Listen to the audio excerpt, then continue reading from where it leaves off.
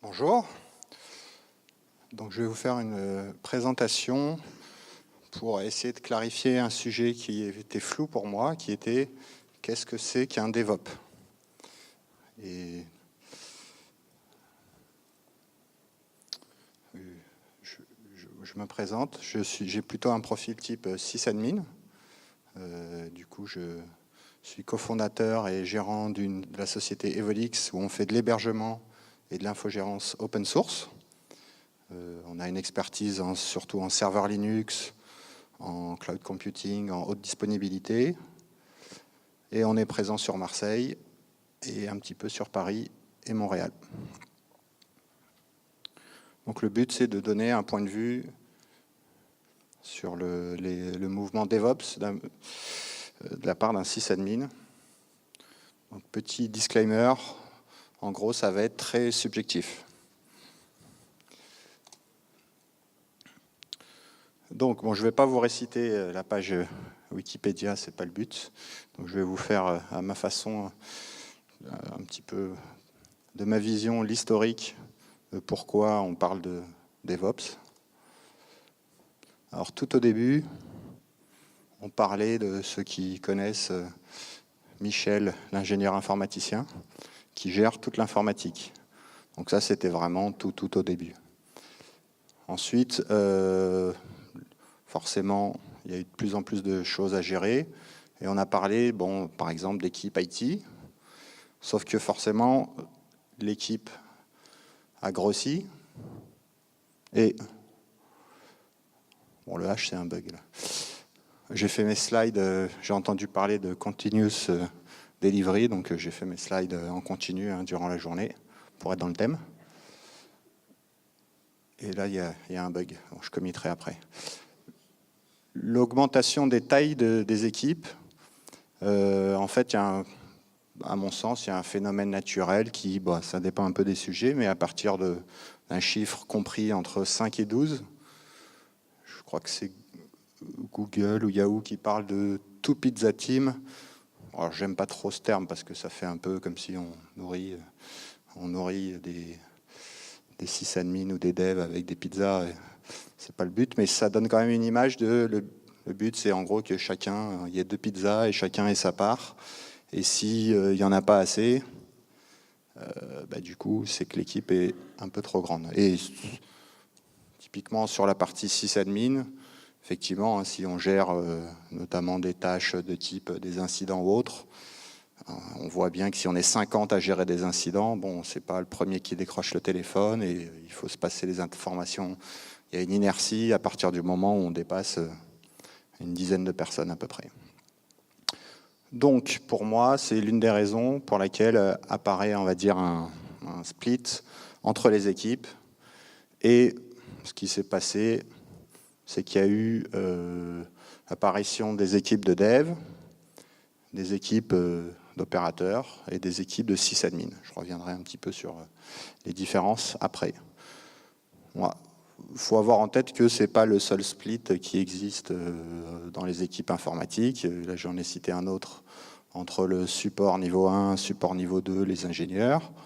Niveau sysadmin, il y a les sysadmins, les netadmins qui s'occupent du réseau, les DBA qui s'occupent de la base de données et potentiellement, bon, c'est un problème le problème de split d'équipe entre dev et OP. Et hop, c'est pas quelque chose de très original, hein, c'est un problème assez classique. Donc voilà.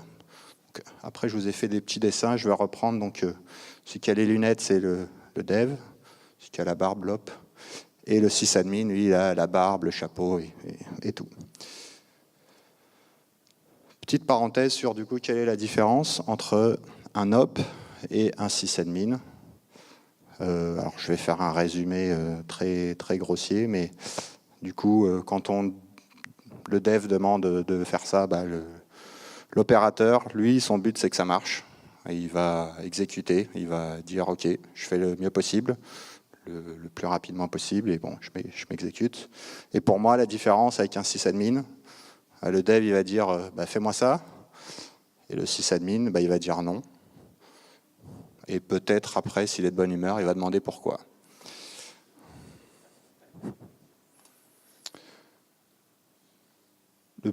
Donc, après, je vais utiliser à peu près les deux termes. Moi, j'aime bien définir justement, de dire que nous, au sein de ma boîte Evolix, on est une boîte de sysadmin et pas de sysop.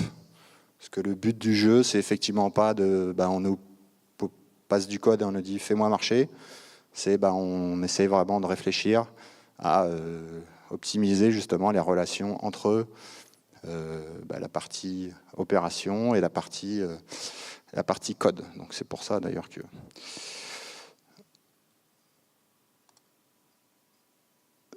Donc le principe, de revenir un petit peu sur l'opposition entre les développeurs et les sysadmins, ce qui s'est passé, c'est que, à mon sens, quand il y a eu justement le split en plusieurs équipes, c'est quelque chose qui s'est passé dans les années, disons, 80-90 plutôt. Et ce cloisonnement a été repris petit à petit, en fait, par les formations qui séparent la partie développement. J'apprends un langage, ou j'apprends même plusieurs langages, mais j'apprends à faire du dev. Et les formations qui apprennent à faire du réseau, du système. Et on apprend, souvent on découvre la partie réseau quand on fait du dev ou autre, mais on apprend, c'est quand même assez cloisonné. Et dans les entreprises, c'est presque une conséquence. Du coup, on retrouve ce cloisonnement. Et même, ce qui se passe, et effectivement, pour moi, l'un des bugs, c'est qu'on retrouve ce cloisonnement même quand il y a des tailles d'équipe qui ne nécessitent pas un cloisonnement. S'il y a 20 personnes, bon, on peut imaginer, pour la partie technique, qui est 10 devs, 10 op, bon, ça peut être logique. Maintenant, s'il y a 3 personnes, avoir un cloisonnement, en tout cas pour la taille d'équipe, c'est pas nécessaire. Et pourtant, du fait que par les formations, et puis tout à l'heure il y avait une présentation et il disait qui est dev, qui est sysadmin. Du coup, dans la tête, c'est assez cloisonné. Et donc voilà pourquoi, pour moi, on retrouve un peu cette opposition. Et donc ça crée vraiment, symboliquement, presque une sorte de mur, le mur de Berlin, entre les équipes dev et les équipes sysadmin. Des cas assez concrets. En cas de problème, qu'est-ce que ça donne ? Le dev, il va dire c'est pas mon code qui pose problème, c'est l'infra. Les serveurs ne sont pas optimisés. Et puis le sysadmin, il va dire non, c'est pas l'infra, c'est le code qui est pourri. Et du coup, ils vont se renvoyer la balle indéfiniment. Et en cas de problème de performance, un exemple aussi, c'est le dev va dire la base de données n'est pas assez optimisée. Il faut optimiser la base de données, il faut optimiser les serveurs. Moi, j'ai fait mon code, je sais qu'il marche. Et voilà un exemple, et c'est peut-être le plus classique. Les sysadmins vont dire oui, bon, le code marche sur la pré-prod, mais là, en prod, il y a du monde, il faut mettre du cache, parce que sinon, on ne peut pas acheter 50 serveurs. Et donc, il faut optimiser le code. Et pareil, on va se renvoyer la balle. Alors, l'idée géniale, c'est faire tomber le mur entre les deux. Alors, j'ai mis en 2000 quelque chose, parce que ça dépend un peu des projets, des boîtes. C'est en 2009, 2010, 2012, certains 2016 et plus. Naissance du mouvement DevOps. Donc j'ai repris un peu un schéma qui vraiment essaye d'expliquer ça. Alors là j'ai mis une date, mais qui correspond à peu près. Je pense qu'on ne parlait pas trop de DevOps en 2005. Le moyen de communiquer, l'interaction entre les développeurs et les sysadmins, c'était vraiment orienté sur le code. Je code dans mon coin, je te remets du code, avec un peu de chance, un peu de doc, et débrouille-toi, fais le marché. Et l'opérateur, il prend le code, il essaye de déchiffrer la doc s'il y en a, et il essaye de faire fonctionner. Et il y a vraiment des entreprises où c'est un fonctionnement comme ça, et encore maintenant. Et du coup, c'est à peine s'ils se parlent, Et puis en cas de problème, ça fait effectivement, ça rend les choses encore plus compliquées. Et au milieu, ou presque, il y a le sysadmin du coup qui est pas content. Je ne sais pas en quelle année, en 2008, 2009, hein, dans ces années-là. Du coup, il y a des choses qui sont sorties, notamment Git, qui permet de faire très facilement la gestion de code avec des branches. On a commencé à parler, je ne suis pas fort en date, mais de NoSQL, qui du coup a fait provoquer quelques réflexions. Et puis après, je pense que plus globalement, avec les besoins de performance dans les applications web notamment, du coup, il y a lire les RFC sur le HTTP, essayer de comprendre le fonctionnement du cache, qui est quelque chose d'assez ancien pour la partie système, mais du coup qui se répercute sur la partie développement. Et du coup, les développeurs ont réfléchi, et potentiellement, ça dépend en quelle année, mais du coup, ils sont devenus des DevOps, dans le sens où, en fait, ils sont intéressés à la partie système, et du coup, ils ont arrêté de coder dans leur coin, et du coup, ça a commencé à créer, on va dire, un dialogue entre la partie sysadmin et la partie DevOps. Et du coup, là, je vais revenir un peu après sur la définition, mais c'est vraiment plus, finalement, le mouvement DevOps, c'est plus une sorte d'idéal, de mode de pensée, plus que, effectivement, un rôle très, très cadré. Donc, première réaction des sysadmins sur, du coup, je dis le mouvement DevOps là, même si du coup, ça ne s'est pas forcément fait de façon aussi cadrée, mais bon.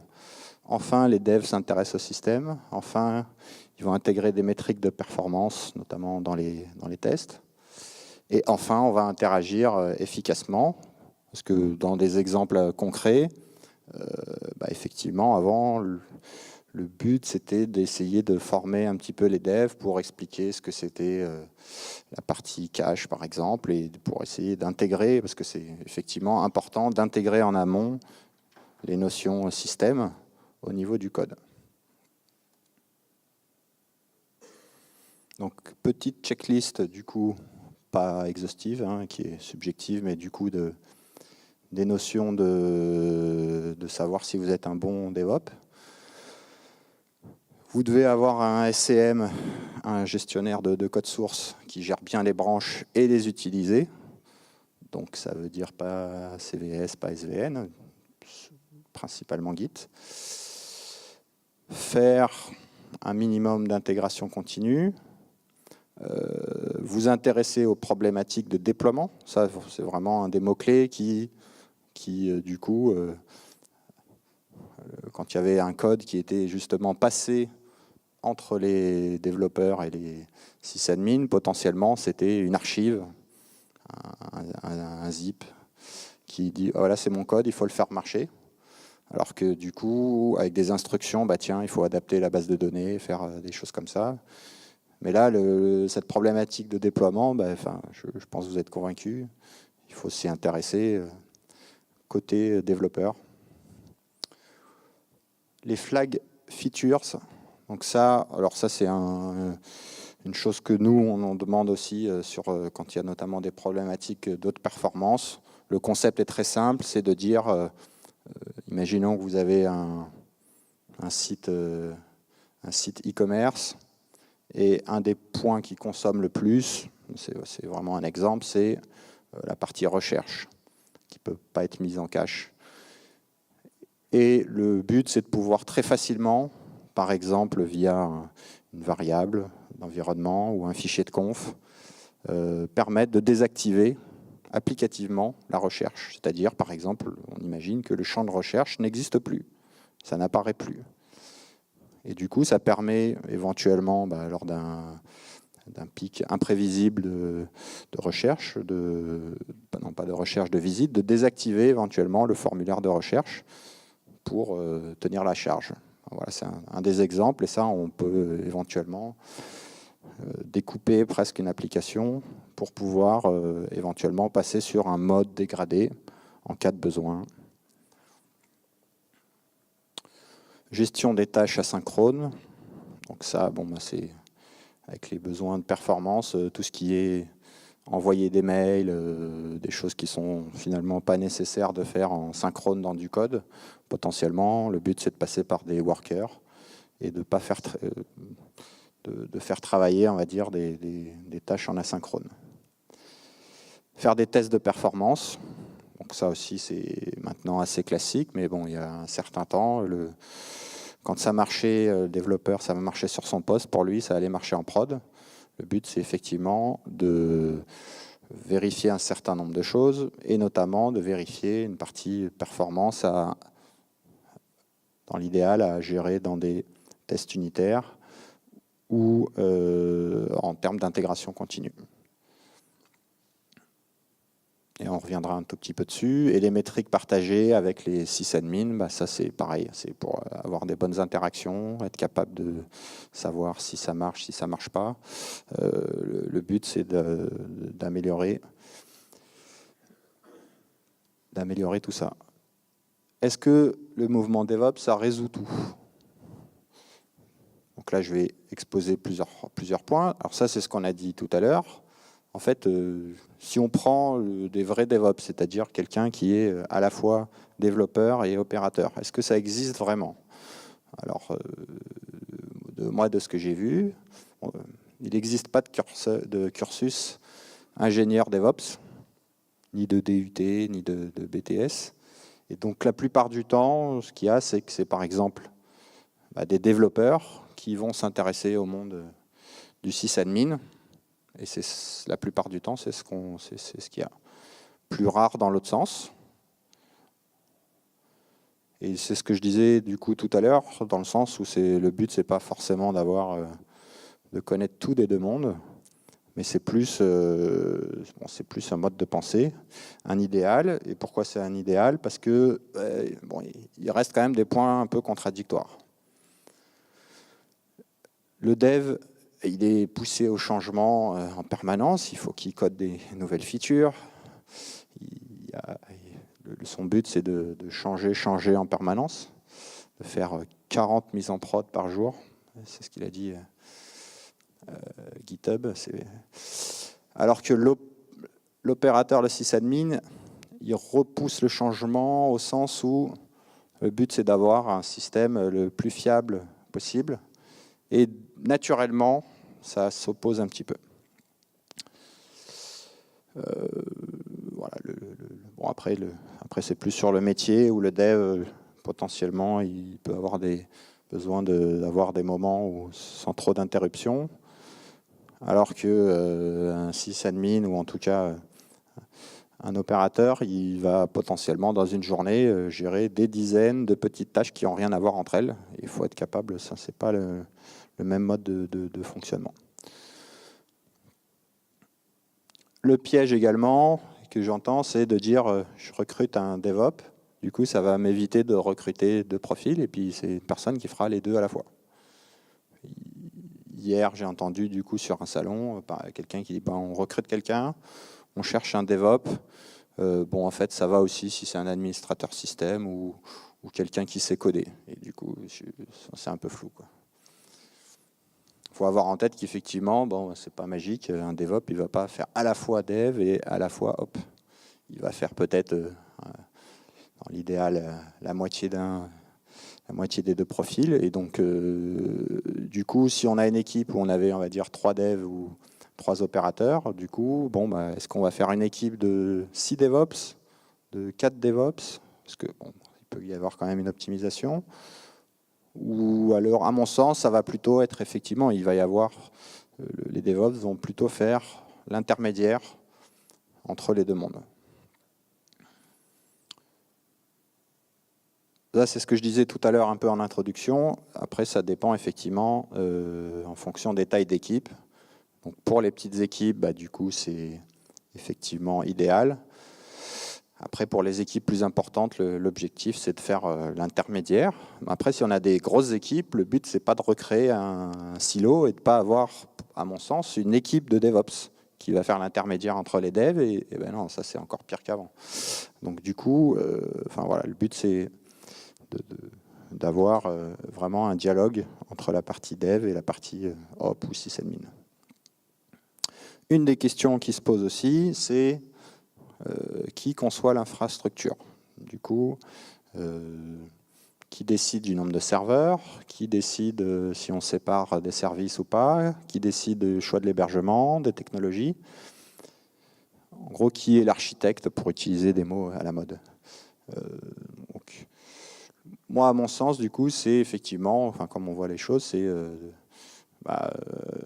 les sysadmins plus les DevOps qui vont être capables de faire ces choix-là. Ils apportent chacun leur vision et ils décident ensemble. Nous, concrètement, ce qu'on a dans des cas clients, c'est on a des clients qui vont nous venir et ils vont nous dire, bah voilà, j'ai pensé à cette architecture, voilà ce qu'on voudrait mettre en place. Et le but, c'est de dire non. Non, le but, c'est de corriger et justement d'ajuster en faisant un certain nombre de remarques et pour définir la meilleure infra possible.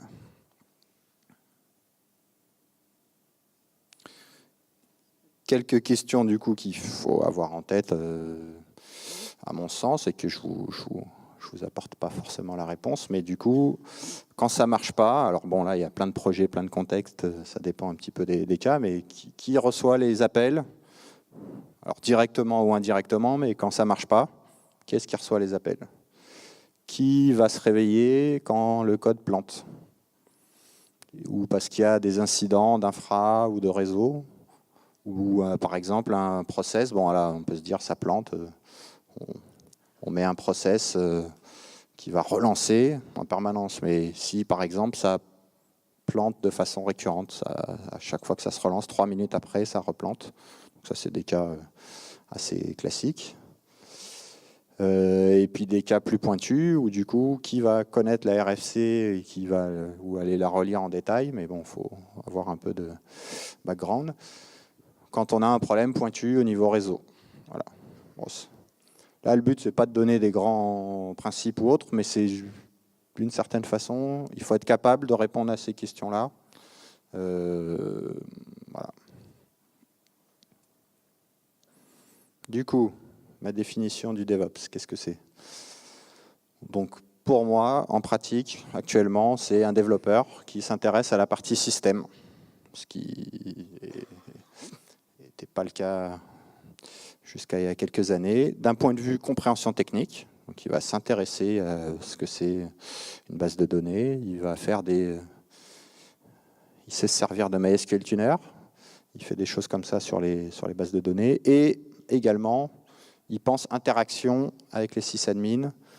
En gros, quand il code, il va penser à la partie système. Et on va voir quelques exemples du coup d'interaction. Donc forcément, le but, c'est d'avoir une meilleure qualité de code et qu'elle soit visible. Donc, pour être visible, il y a plein de façons, d'avoir des coding références, de faire tourner des analyses statiques de code qui se conforment, par exemple, aux références, faire des tests unitaires. On revient à Git et gestion de code source. Déploiement et intégration continue, bon, voilà, c'est des cas où du coup forcément il faut y penser et avoir des intégrations.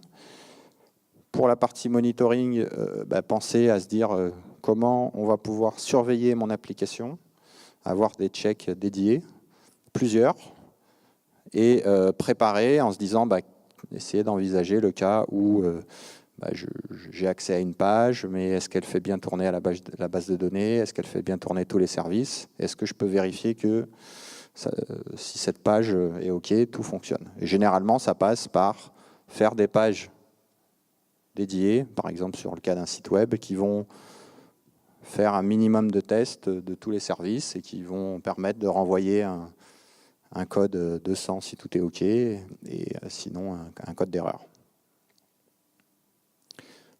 le but, effectivement, et ça c'est presque le point le plus important, c'est d'écrire le code en pensant à la partie système. Par exemple, écrire, tout à l'heure il y avait un exemple sur la conf Docker, où du coup, quand on pousse un changement dans le code, dans le sondage il y avait un choix, puis un deuxième choix, puis du coup, avec le système qui poussait ça, du coup, à un moment donné, quand c'était en cours de déploiement sur les différents frontaux, il y en avait, de temps en temps, on avait un sondage et de temps en temps l'autre. Et donc ça, du coup, il faut le prendre en compte parce que c'est potentiellement, si on prend des cas plus critiques qu'un sondage, ça peut, on ne veut pas que de codes différents, par exemple, tournent en même temps. Et donc ça, en fait, dans l'idéal, c'est de le penser au niveau du code pour que ce soit bien pris en compte. Pareil, un autre exemple, c'est une migration de données. Imaginons une base de données. Effectivement, on se dit, bon, voilà, je dois rajouter une colonne dans une grosse table. Voilà, donc il faut faire cette opération-là, mais cette opération-là, si c'est sur une très grande table, imaginons qu'elle va loquer la table pendant 30 minutes. Et du coup, éventuellement on écrit son opération, et si on pousse ça au sysadmin, on dit voilà, débrouille-toi pour qu'il n'y ait pas de coupure, c'est pas très optimum. C'est pas impossible, mais c'est vraiment pas très optimum. Pour que ce soit optimum et qu'il y ait le but, c'est de réfléchir en amont, d'avoir éventuellement une table temporaire sur laquelle on pourra avoir migrer un certain nombre de données et faire, on va dire, les ajouts de colonnes ligne par ligne. Et du coup, voilà, ça, c'est des exemples où ça doit être la partie système doit être prise en compte au niveau par les devs. La question, on était dedans de la base de données. Donc il y a les choix SQL, NoSQL. Donc j'ai pas mis SQL vs NoSQL. Parce que souvent la réponse, ça peut être d'utiliser le meilleur des deux mondes et pas forcément faire un choix entre les deux. Pareil, donc pour les bases de données, est-ce qu'on utilise des bases de données relationnelles, clés-valeurs, orientées documents, orientées graphes? Voilà, c'est des choses qu'il faut du coup s'intéresser. Est-ce qu'on met, comme on a appris à l'école, toute l'intelligence dans la base de données, ou dans la pratique, des fois, c'est plus simple de le mettre dans le code? Un exemple concret, c'est plus compliqué de maintenir une ou des grosses bases de données que de maintenir des frontaux web dans le cas d'infraweb.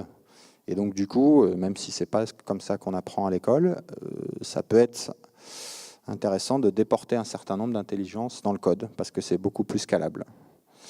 Et donc, voilà, c'est des questions qu'il faut se poser, savoir, souvent on utilise un ORM, savoir les limites de l'ORM, ce qu'il fait derrière, et tout ce qui touche notamment aux performances de base de données.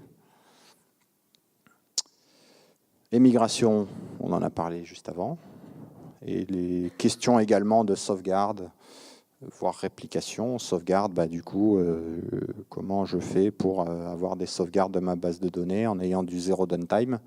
Pareil, c'est un des points sur lesquels il faut qu'il y ait une réflexion côté DevOps. Un sujet que j'aime bien, c'est le cache. Du coup, pour moi, un DevOps, il faut qu'il comprenne le fonctionnement du cache, qui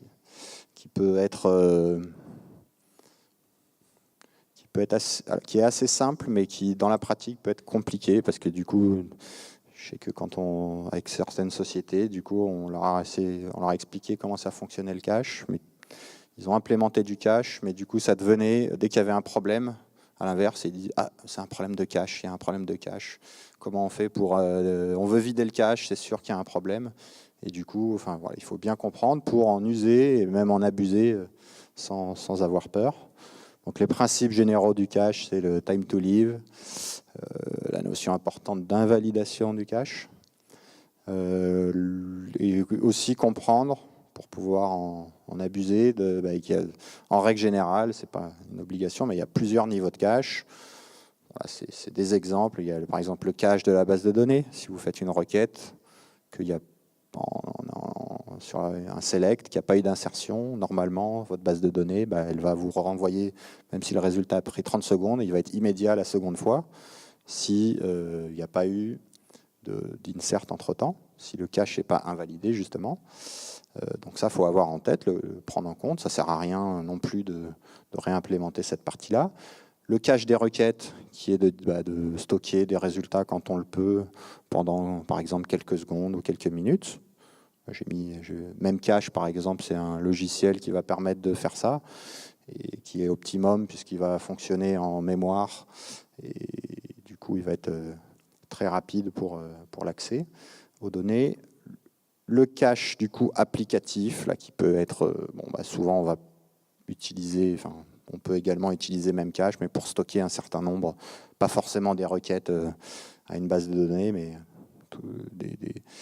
stocker des données externes, stocker pas mal de choses. Le cache HTTP, qui est très important, que de toute façon ça, il faut, souvent on le connaît plus ou moins, puisque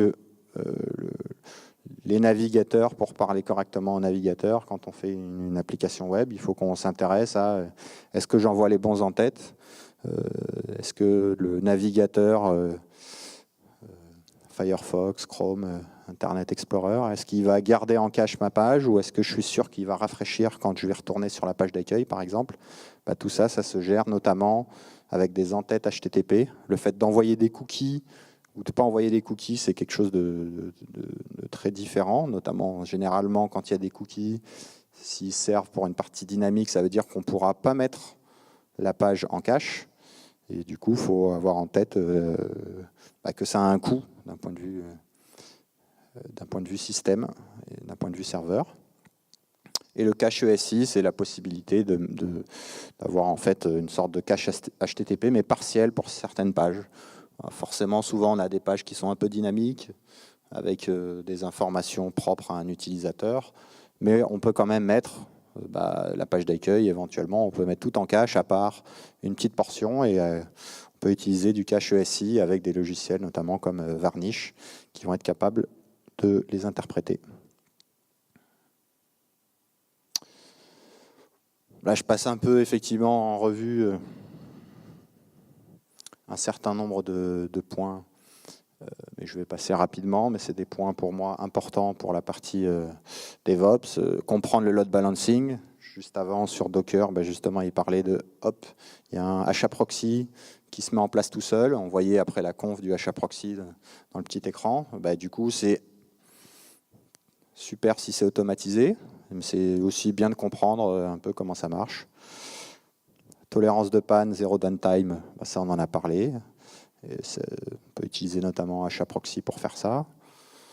Toute la partie tolérance de panne, on peut aussi utiliser VRRP, qui est en gros le principe un petit peu d'avoir une IP flottante pour avoir de la tolérance de panne. Et pareil, dans la partie haute disponibilité, c'est bien de savoir comment fonctionnent les DNS, le principe des TTL, le principe des propagations, comment être sûr d'avoir propagé au monde entier en quelques minutes, par exemple, et pas dire comme ce qu'on disait il y a 5 ans ou 10 ans, attendez 48 heures, c'est forcément 48 heures la propagation DNS. Donc ça, il faut avoir en tête que ça ne dépend pas que du TTL, il peut y avoir des minimums TTL chez certains fournisseurs d'accès sur certains logiciels de gestion des DNS. Il y a du negative cache, c'est-à-dire si vous faites une requête, vous obtenez une réponse, le serveur local il va retenir que la réponse pendant un temps moindre que le TTL, mais il va retenir que la réponse était pas OK. Donc tout à l'heure, typiquement quand il y avait la démo, je pense que il avait fait une requête, le DNS n'était pas encore créé, il a peut-être été créé 10 secondes après, mais pendant 5 minutes, il avait beau cliquer, il n'aurait jamais eu sa page, parce que pendant un certain temps, sa requête n'existait pas, donc elle est restée en cache. Test de performance. C'est bien de se poser la question, pour plein de raisons, de l'utilisation des services externes. Google Analytics, New Relic, et surtout en fait des API externes qu'on va éventuellement utiliser de façon synchrone. Il faut avoir en tête, dès qu'on utilise ça, il faut savoir que ça peut poser des soucis, et le faire au minimum ou alors le faire en asynchrone. Le profiling et les tests de montée en charge, donc là des petits outils open source, AB, alors que je cite, qui est ultra simple, mais qui est en fait quand même utile parce que ça permet de faire des tests très simples en ligne de commande pour tester s'il y a 5 connexions simultanées sur une page, voir les temps de réponse. Et plus évolué, plus intéressant, Tsung, qui est un logiciel libre en Erlang, multiprocess, où on peut écrire des scénarios, multiples scénarios, et du coup tester vraiment une infra. On est évidemment dans le cas du web. Forcément, j'aborde la partie sécurité. Pour pouvoir... c'est important de connaître le workflow, la partie sécurité, notamment sur les logiciels open source, puisque souvent il y a des briques open source à plein de niveaux dans une infra. Alors souvent on connaît les failles 0D, ok, mais souvent ce qui se passe c'est que les failles de sécurité, quand il y a quelqu'un qui trouve ces failles, c'est quand même souvent des utilisateurs avancés ou voire des développeurs non officiels. Ils reportent le projet avec une faille qui va rester sous embargo. Un certain nombre de projets, quand ils ont des équipes de sécurité, vont recevoir en amont pour préparer des patchs et préparer des packages pour pouvoir faire la release. Et voilà, le fait de comprendre ce workflow, c'est important. Parce que quand on parle, et là c'est un exemple d'actualité, du coup, la partie Docker, où on a des gestions de multiples images. Du coup, c'est bien de savoir comment ça fonctionne. Si on a plein d'images dérivées, vu qu'il faut par exemple avoir une image Redis, une image PostgreSQL, une image Apache, une image Debian, enfin, par dérivée, en gros, ça veut dire qu'on fait confiance à tout le monde. Il faut avoir en tête, du coup, par exemple, je ne sais pas répondre, mais l'image Redis, est-ce que c'est Redis lui-même qui fait cette image ? Et du coup, est-ce qu'il va maintenir cette image et est-ce qu'il a une équipe de sécurité qui va être chargée de mettre à jour très rapidement cette image en cas de problème? Et donc voilà, le plus important dans tout ça, effectivement, c'est de savoir à qui on fait confiance. Et si on fait confiance à tout le monde parce qu'on utilise tout, c'est un peu compliqué. Et du coup, voilà, c'est des questions à se poser. Je passe rapidement, mais c'est un petit peu dans les thèmes abordés, notamment les game days, donc ça vient de chez Amazon, le terme, et le principe, c'est en fait d'organiser des journées dédiées avec des sortes de jeux de rôle, avec des scénarios catastrophes. Exemple typique, chez Netflix, le KO Monkey, en gros, il provoque volontairement des crashs, des latences entre des serveurs, pour du coup être capable d'avoir une infra résiliente. Et donc, voilà, c'est les choses qui se posent. Les questions qui fâchent un petit peu, c'est des thèmes que du coup j'ai pas abordés jusqu'ici. C'est infrastructure as code. Alors déjà, le principe c'est du coup d'optimiser, d'automatiser tout, et même d'automatiser la mise en place des nouveaux serveurs. Donc, moi, quand je vois ça, ce que je me dis, c'est l'automatisation, c'est la préoccupation numéro 1 des sysadmins depuis tout le temps. Hein. Le but, c'est d'automatiser, de scripter, etc. Donc, pour moi, ça pas forcément c'est pas quelque chose de révolutionnaire. Ce qui révolutionne effectivement pas mal les choses, c'est des nouveaux outils, ce qui crée des nouveaux challenges. Mais du coup, ça reste, pour moi, c'est pas non plus le point central de la partie DevOps. Ça permet de faire des optimisations, mais avant, on avait on avait forcément des choses qui ressemblent à ça. Et typiquement, le fait de tout automatiser, pour moi, ça ne veut pas dire qu'il faut pousser du Docker en prod. Le Docker, c'est super pour faire de l'intégration continue, c'est super pour avoir des environnements identiques pour la partie développement.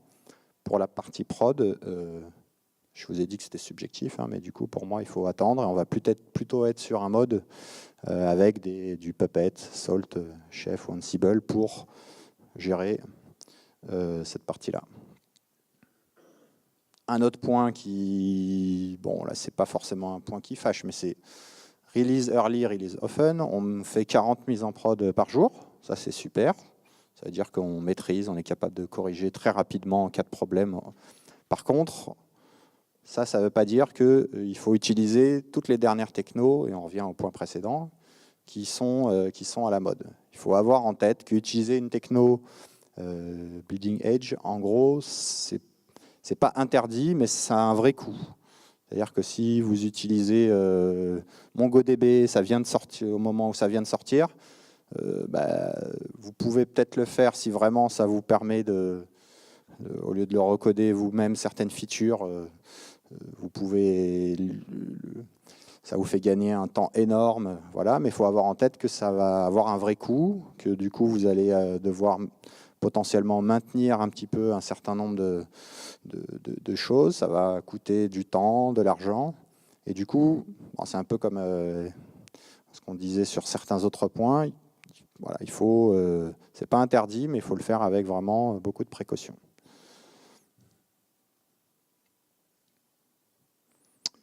Conclusion, parce que le temps avance. Les sysadmins, du coup, c'est super, les DevOps, parce que du coup, on va enfin pouvoir parler à peu près le même langage. Donc, il faut coder sans oublier qui se réveille quand le code casse, avec un E. Et petit warning, du coup, sur les nouveaux outils, potentiellement dans le schéma qu'on a vu avec les petits dessins. L'idée, c'est de dire, du coup, maintenant, il y a une bonne interaction entre les DevOps et les sysadmins. Finalement, maintenant, on a des outils qui vont permettre de se passer des sysadmins. Du coup, il n'y a plus besoin, on interagit directement avec les API, on met en prod tout seul, pourquoi pas. Mais finalement, attention qu'on est en train éventuellement à ne pas recréer une sorte de mur virtuel où du coup, finalement, le cloud, ça reste que des machines à gérer. Et finalement, si on utilise un système, forcément, il y a des sysadmins qui vont être plus loin, mais qui vont être toujours là. Et du coup, voilà, il faut garder en tête ce petit piège-là. Merci.